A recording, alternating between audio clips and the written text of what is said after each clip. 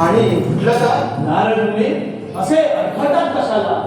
मुनिरा, याचा अर्थ आम्ही काय समजावं? काका कमला, या पृथ्वीवर काही ना काहीतरी नेहमी नवल हे घडतच असतं.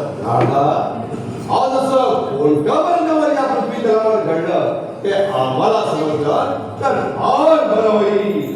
साऱ्या भूखंडात पिताजींच्या पराक्रमाची कीर्ती पसरली असताना आपल्यासारख्या महान मुनिश्रेष्ठांनी पिताजींच्या शरीराची शंका का घ्यावी हे तर मला पटत नाही. कमला, महाराजाच्या शौर्याची कीर्ती व पराक्रम सगळ्या देवांना ठाऊक आहे. दादा, हे देवच मेंढ्याखोर आहे. ब्रह्मांड कोणी देवाने निर्माण केलं नाही, तर या ब्रह्मांडावरती देवाने आपला अधिकार गाजवला. या ब्रह्मांडाचा खरा सूत्रधार मीच आहे. त्या देवाची स्तुती केली मला आवडणार नाही. नारद मुनी, ह्या त्रिखंडात आमचे पिताजी महाराज सम्राट आहे. अशा सम्राटाला भीती मिळवण्याची काय आवश्यकता? ऐकलंच धरला.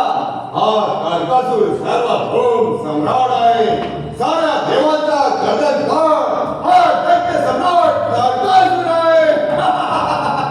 नारायण नारायण, दैत्य सम्राटा असा कसा रे तो बुद्धू?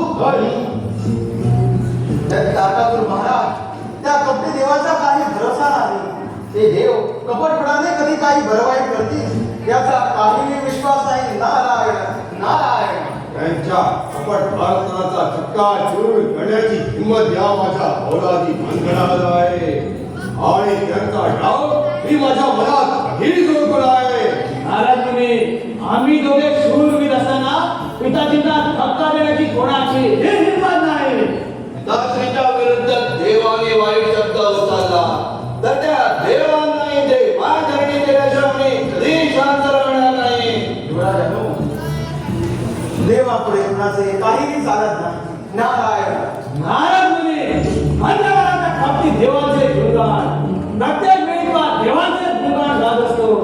देवांची मोठेपणा देवांकडेच जाऊ द्या. ते देव पिताजींचं आणि आमचं काहीही वाटलं करू शकणार नाही. समजलास? निराल साऱ्या त्रिभुवनात पिताश्री